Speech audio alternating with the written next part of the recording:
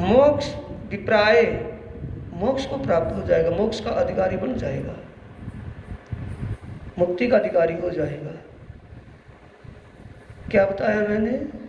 निर्मल होना या ही सो निश्चय नगरी ये प्रेम सो युगल श्लोक के चरण। निर्मल होना अंदर ना ही पढ़ा करके छोड़ दूंगा, ये थोड़ी अनपढ़ रखूंगा। अंदर ना ही निर्मल, मेन इसमें मोती निकाल करके आपको दे रहे हैं कि ताकि आप भी विद्वानों में शामिल हो जाए। क्यों? आपने कोई बुरा किया राज्य का? राज्य आपको अपने समान बनाना चाहते हैं। अंदर ना ही निर्मल, फेर फेर नहावे बाहर, कर दिखाई कोट बेर, तो ये नहा मिले करतार।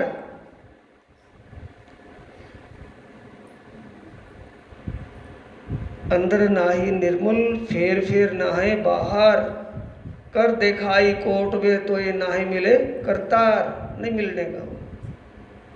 तो निर्मल होने के लिए क्या करना है? परमात्मा का स्वरूप जान लिया कि वो साकार नहीं है, निराकार नहीं, वो तो शुद्ध साकार स्वरूप है। इतना सुंदर स्वरूप है, इतना सुकोमल स्वरूप है, इतनी सुंदरता, इतना ऐसा, उसी के इतने ऐसे में ही ध्यानस्थ हूँ। सुरता वहाँ लग जाए तो क्या हो जाएगा? अंतर निर्मल हो जाएगा कि फिर भी ऐसे रह जाएगा? निर्मल हो जाएगा। यही चौपाई में यहाँ कह रहे हैं। एक एक किस किस को कहाँ से देखें।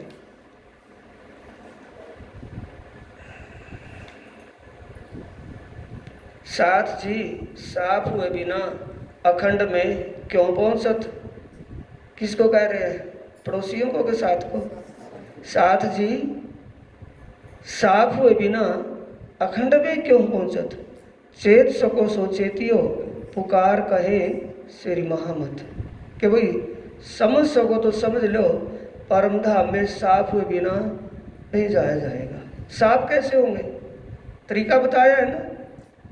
जिसके हृदय में परमात्मा, आत्मा, धाम और लीला के बारे में कोई शंका नहीं रही, उस आत्मा, परमात्मा और उसके धाम लीला को जान समझ लिया, दिमाग में आ गया। दिमाग में आया, कभी किसी के दिमाग में नहीं रहता, वो दिल में आ जाता है, हृदय में आ जाता है, अंतस्करण में आ जाता है।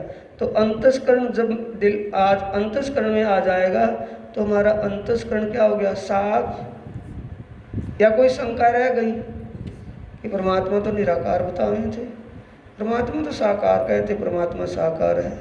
जब पता चल गया वो ना निराकार है ना साकार है, साकार निराकार से परिशुद्ध साकार स्वरूप है, ऐसा चेतन स्वरूप है। और स्वरूप को जान लिया, समझ लिया और ध्यान में बसा लिया।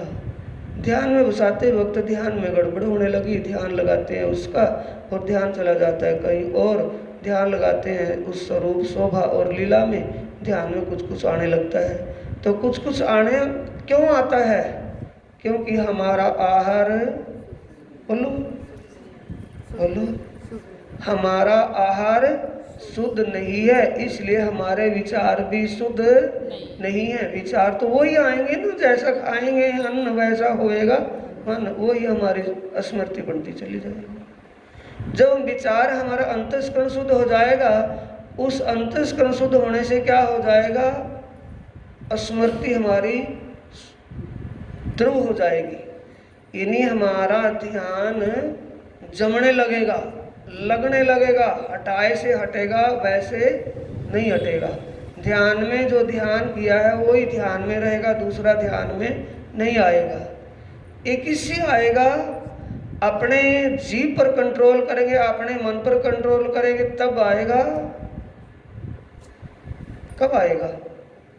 मन पर है ना। तो मन पर जब कंट्रोल हो जाएगा, मन अधीनस्थ हो जाएगा। क्या कोई भी इंद्री हमारी, इंद्री क्या है? घोड़े। मन क्या है? इसका सारथी है, रथ हाँकने वाला। सारथी अगर उसका लगाम ढीला छोड़ेगा तो घोड़े, लगाम छोड़ देगा तो घोड़े कहाँ दौड़ेंगे? मर्जी आए कहीं भी चले जाएं। और जो सारथी वहाँ बैठा है, उसका लगाम खींच करके बैठा है, तो जहाँ लेकर के जाएगा वहीं जाएगा। तो मन क्या है? सारथी। अर्थी कौन है? जो रथ पर जीव।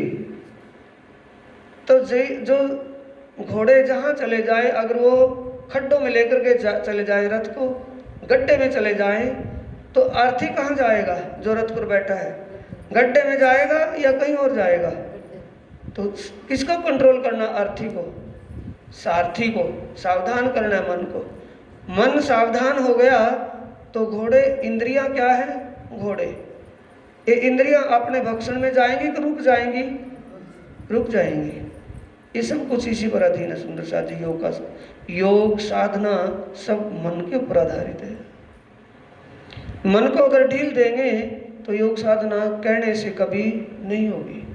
मन को अपने अधीनस्थ कर लेंगे, मन को अपने कंट्रोल कर लेंगे, तब ये सब कुछ आसान हो जाएगा।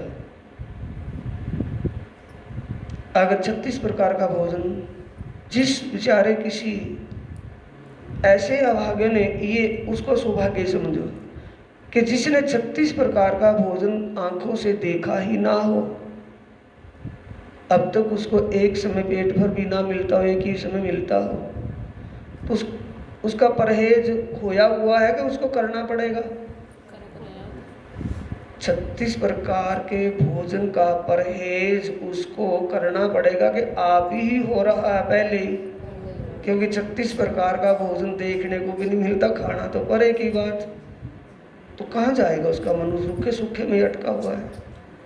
और जिसके सामने 36 प्रकार का भोजन सामने रखा हो, पता है ये 36 प्रकार का व्यंजन है, और 36 प्रकार के भोजन व्यंजन में थे, व्यंजन में से उसकी सुगंध भी आ रही हो, अचार की सुगंध, सब्जी की सुगंध, दाल की सुगंध अलग अलग आएगी ना, फल सलाद उसकी सुगंध, तो उसको सामने देखने के बाद बोलो जीव क्या होगा?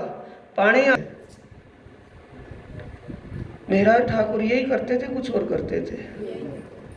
वो अपने आप को देखते हैं कि मेरा मन किस विकार पर दौड़ता है। तो हमें अगर परमात्मा का साक्षात चाहिए, अपने जीव का कल्याण करना है, जन्म मरणों से छुटाना है, इसको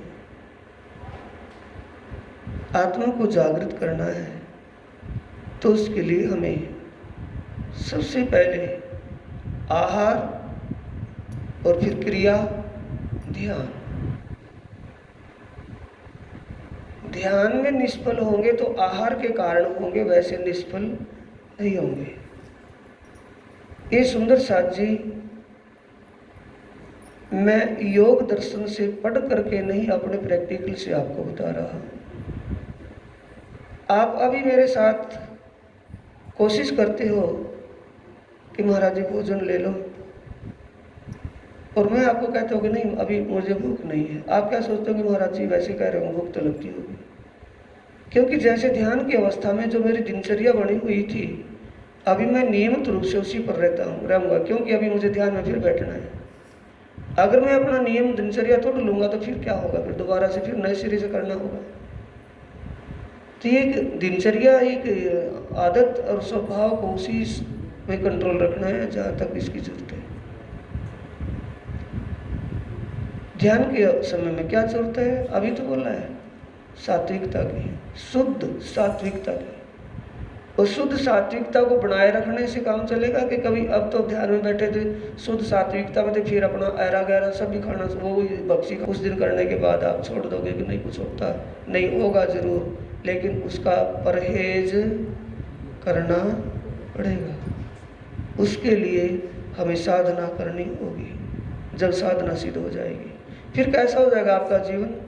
एक कमल के अनुसार, इस सागर में रहते हुए, जल में रहते हुए, मोह सागर में, तृष्णाओं के एक सागर में रहते हुए आपकी तृष्णाएं समाप्त हो जाएंगी। जब तृष्णाएं समाप्त होगी तो आप मुक्त हो गए। तृष्णाओं से मुक्त होना है या आनंद से? तृष्णाओं से मुक्त होना है, क्योंकि ये सुख के पीछे दौड़ी है, सुख नहीं है वो दुख है। और आनंद में जाने के बाद, उस आनंद का एहसास हो जाने के बाद ये सुख फीका दिखाई देने लगे, कुछ भी सुख नहीं है, कुछ भी तो नहीं है, एहसास हो रहा है लेकिन है ही कुछ नहीं है, और वो आनंद आनंद है। बोलो श्री प्राणनाथ प्यारे की जय। श्री सतगुरु महाराज की। चौपाई दोहराएंगे। साथ जी साफ हुए बिना अखंड में क्यों पहुँचत,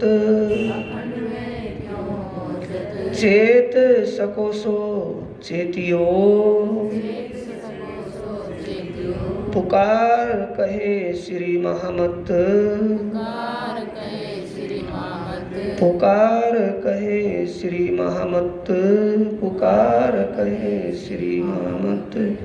बोलो श्री प्राणनाथ प्यारे की जय, श्री सद्गुरु महाराज की प्रणाम।